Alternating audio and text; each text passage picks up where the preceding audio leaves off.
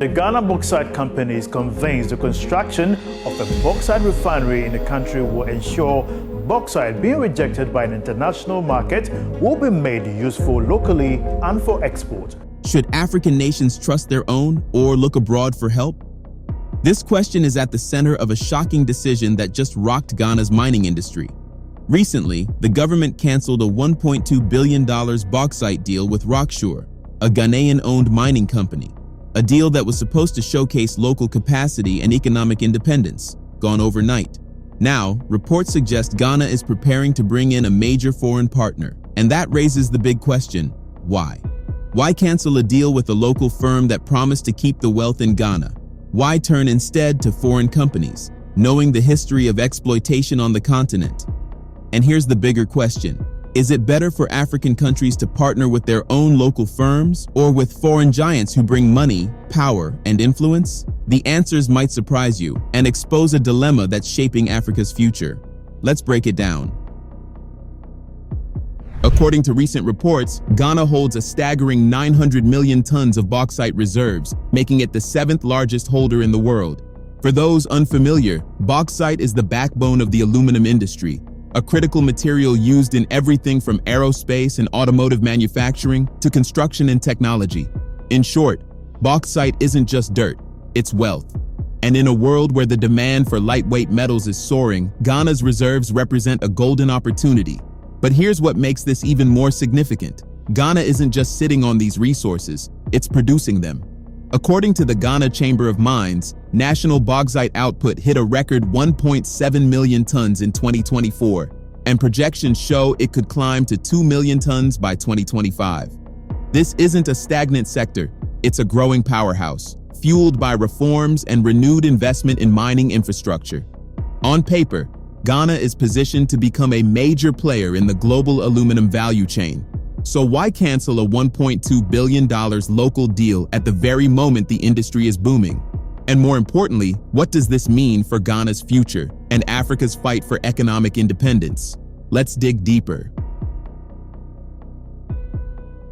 A few years ago, Ghana made what seemed like a bold move toward economic sovereignty. Rocksure, one of the nation's top mining firms, signed a deal with the government to develop one of the most strategic resource sites in West Africa, the Ninihin Hills. This wasn't just another mine.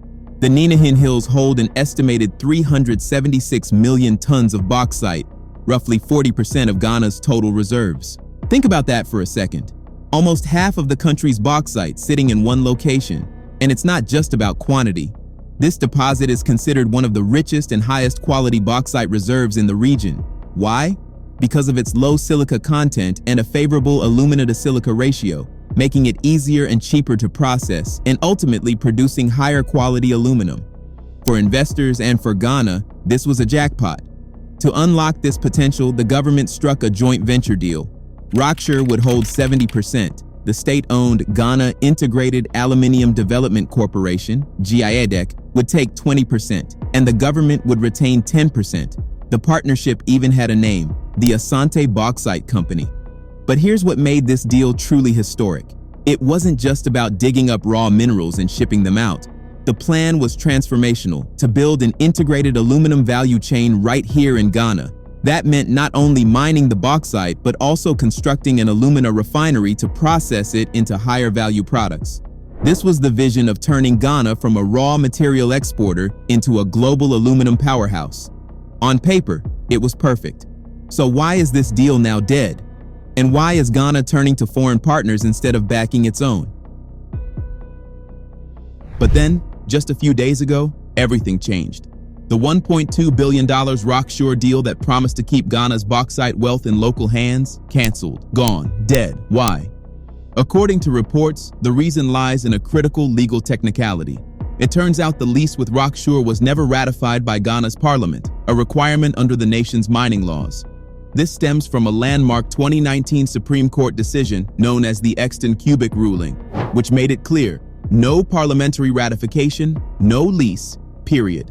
As one source bluntly put it, by the Exton-Cubic ruling, without ratification, you have no lease.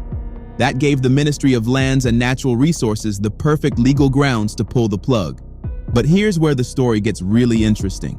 Ghana didn't just cancel the deal, it's now actively courting big foreign players to take Rocksure's place. According to reports, negotiations are already underway with Dubai-based Emirates Global Aluminium, EGA, and a major Chinese firm. In fact, Ghana's state aluminum company, Jayadec, says talks are at an advanced stage. The plan? To start extraction from Block B of the Ninahin deposit as early as the first quarter of next year. EGA has already signed a memorandum of understanding with Jayadec to explore joint development opportunities. While the company hasn't disclosed details like investment figures or timelines, one thing is clear: Ghana is ready to bring in foreign money and foreign control. Which brings us back to the big question: why would Ghana replace a local company with foreign firms? Is this about efficiency, or does it risk pulling the country back into a cycle of dependency and resource exploitation? Here's an interesting twist. This isn't EGA's first dance with Ghana. Back in 2022, the Dubai-based giant considered investing in Ghana's bauxite sector, but pulled back. Why? They didn't want to upset Guinea, where they already held a mining license. According to insiders, they didn't want Guinea to feel they were shifting focus to Ghana. But fate had other plans. After Guinea revoked EGA's license for failing to build an aluminum refinery, the company began looking elsewhere. And Ghana, sitting on one of the world's richest deposits, was the obvious target. In EGA's own words, sourcing bauxite from Ghana aligns with our objective to grow aluminium production by diversifying our supply base. So here we are. The question everyone's asking is simple: why is Ghana ditching its local partner for a foreign giant? According to experts, this decision signals a strategic pivot. Ghana seems to be prioritizing partners who can bring advanced technical expertise, modern, sustainable mining practices, and most importantly, access to global markets. By moving away from Rocksure, Ghana appears to be chasing a globally integrated approach to its bauxite strategy, one that doesn't just extract raw materials, but positions Ghana in the international aluminum value chain. On paper, it sounds smart, but is it? Is this a step toward modernization or a slide back into the old cycle of foreign control over African resources? That's the question we need to answer next. This shift signals something bigger. Ghana is trying to strike a delicate balance, attracting the foreign capital and expertise it needs without surrendering control of its resources.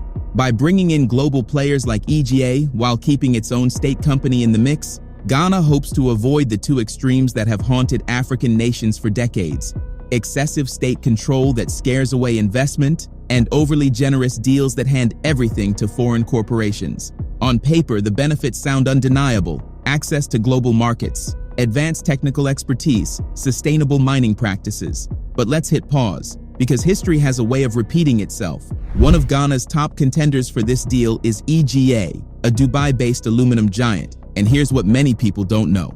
This same company was once at the center of a major mining deal in Guinea, another African country rich in bauxite. Under that agreement, EGA promised more than just extraction. It pledged to build a refinery inside Guinea, a game changer that would have transformed the nation from a raw material exporter into a value-added aluminum producer. For Guinea, this meant jobs, industrialization, and billions in retained revenue. But guess what happened next? EGA delayed, the refinery never materialized, and eventually, Guinea revoked their license. Now ask yourself, if EGA couldn't keep its promise in Guinea, why should Ghanaians believe it will be different this time? Could Ghana be walking straight into the same trap, a deal that looks great on paper but keeps the real wealth flowing out of Africa? But guess what happened in Guinea? EGA never kept its promise. The refinery, the game-changing project that was supposed to turn Guinea into an aluminum powerhouse, never materialized. The deadlines kept getting pushed back year after year, and while the refinery remained a dream, EGA kept mining. It kept exporting Guinea's bauxite, feeding its own global supply chain and growing its profits, while Guinea got little more than empty promises. Eventually, Guinea had enough. The government revoked EGA's license, and now, EGA has packed its bags and turned its attention to Ghana. This is not an isolated story. This is the pattern. Research after research shows that foreign companies in Africa have one primary interest: extract resources at the lowest cost and leave with the profits. Everything else, refineries, jobs, technology transfer, often turns out to be smoke and mirrors. And the tactics? They're as predictable as they are devastating. Tax evasion on a massive scale. Take Mali, for example. Barrick Gold, one of the world's biggest mining firms, has operated there for over a decade. But according to Malian authorities, the company hasn't paid taxes or royalties since 2021, racking up an unpaid bill of nearly $500 million. Environmental destruction that leaves communities in ruins. Just look at Nigeria's Niger Delta. For decades, oil giants like Shell and Chevron have pumped out billions in crude, while destroying fertile soil and poisoning rivers. Generations of farmers and fishermen have been left with nothing but oil-slicked water and barren land. This is the reality across much of Africa. And it raises the ultimate question: is Ghana walking into the same trap? A deal that looks like development but ends in dependency. A deal that promises progress but delivers pollution and poverty. So, should African nations like Ghana keep chasing foreign partnerships or double down on empowering local firms, even if progress takes longer? That's the debate we need to have. Now imagine this. Ghana signs the deal with EGA, and part of that deal promises a refinery on Ghanaian soil. Do you honestly believe EGA will honor that commitment? History says otherwise. The uncomfortable truth is this: the world wants Africa to remain nothing more than a supplier of raw materials. Why? Because as long as Africa exports raw bauxite instead of finished aluminum, Africa has no control over pricing. It becomes a price taker, not a price maker, forever at the mercy of global markets. And here's the kicker: raw materials from Africa are often cheaper than anywhere else in the world. That's why Western corporations and increasingly Chinese firms flock to Africa, not to build Africa, but to strip its wealth and keep the profits flowing out. But for how long will this continue? How long will African nations allow outsiders to dictate the terms of their prosperity? Why can't Africa take charge and process its own resources? The answer is painful but real. Most African countries lack two things: capital and technical know-how. Mining isn't cheap. It's one of the most capital-intensive industries in the world. Exploration alone can cost hundreds of millions, and even then, there's no guarantee. Imagine sinking all that money into the ground only to find nothing. For governments already struggling to provide roads, schools, and healthcare, gambling billions on mining exploration isn't an option. And that's not all. Even if the resources are there, operating large-scale mines and building refineries requires cutting-edge technology and highly skilled engineers, things most African nations simply don't have in abundance. This is the vicious cycle.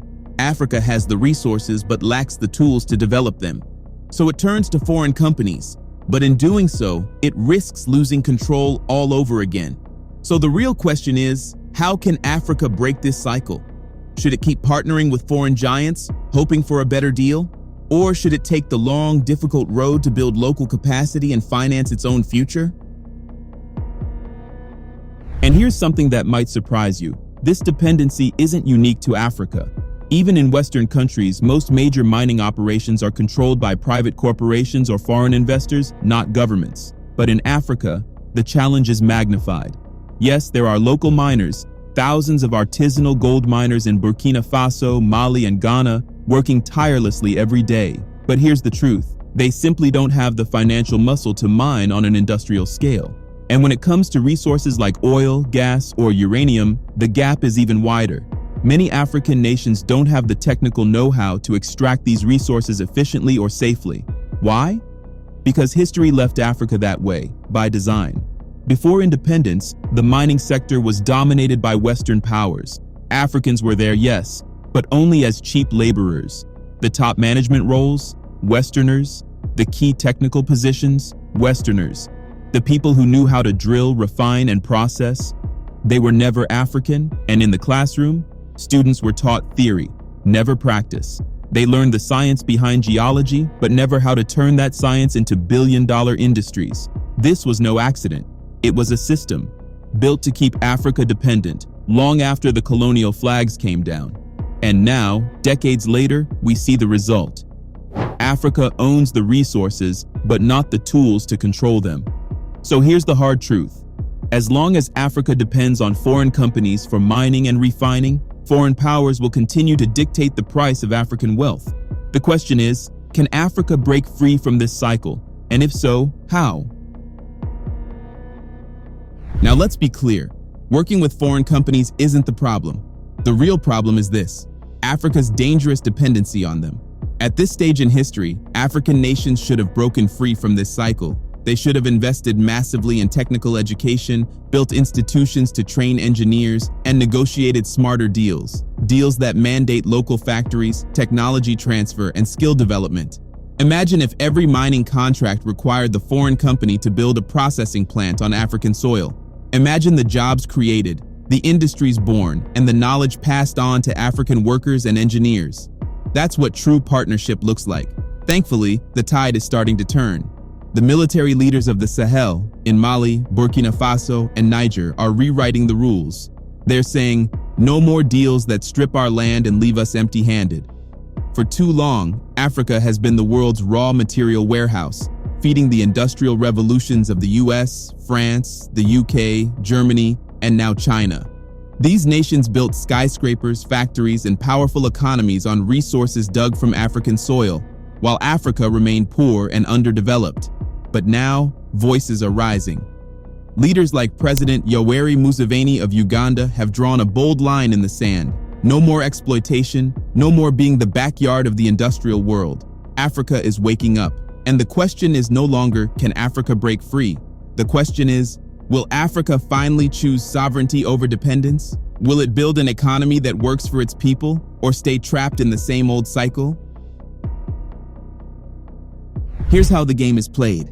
The moment word gets out that a new mineral has been discovered in Africa, whether it's gold, bauxite, cobalt, or oil, the foreign suitors arrive. And they don't come empty-handed. They come dressed in sharp suits, armed with polished presentations, and a confident smile that says, "We're here to help you." They sit across from the African president, selling the dream. This deal will transform your economy. We'll fund the project. We'll bring the technology. We'll create jobs. And on paper, it sounds perfect. In exchange, the African leader just needs to sign on the dotted line. He gets a slice of the pie, the country gets a few crumbs in the form of royalties, and the foreign company walks away with the entire bakery. This is the same pitch Africa has heard for decades. Foreign investment will attract more investors. It will boost GDP. It will create wealth. But look at the reality. Look at the mining sectors across the continent. The reports speak louder than the promises. African nations receive tiny royalties compared to the billions these companies rake in. The so-called job creation often means low-paying, dangerous labor, while the high-skill positions stay in foreign hands. And the economic boost? It's a myth.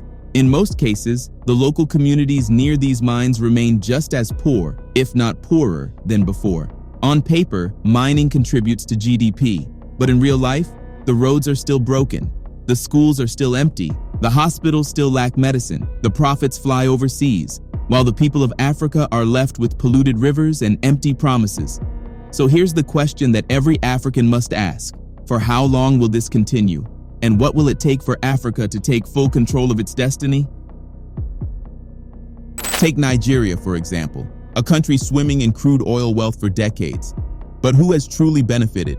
Not the ordinary Nigerian. The winners have been a handful of corrupt officials, local oil marketers, and the foreign companies running the show. And here's the shocking part. Nigeria still doesn't have a fully functional public refinery. For years, crude oil left Nigerian shores, only to return as expensive imported fuel. It wasn't until Africa's richest man, Aliko Dangote, stepped in with his private refinery that hope appeared on the horizon. But even now, powerful interests, those who have fed fat on the old corrupt system, are working tirelessly to cripple the refinery's operations. Why? Because a self-sufficient Nigeria threatens their profits. This is why African leaders must stand firm. No more easy access to African gold, uranium, diamond, or cobalt. No more cheap deals that rob the continent blind. If foreign companies refuse to play by Africa's rules, revoke their licenses and send them packing. If Ghana still chooses to partner with a foreign company, so be it. But let that partnership be on Africa's terms, a deal that guarantees real benefits for the people, not just crumbs from the table. The time for dependency is over. The time for Africa to rise, control its resources, and own its future is now. What are your thoughts? Drop your comments below. We'd love to hear from you. And if you found this video eye-opening, Don't forget to like, share, and subscribe for more deep dives into Africa's fight for sovereignty.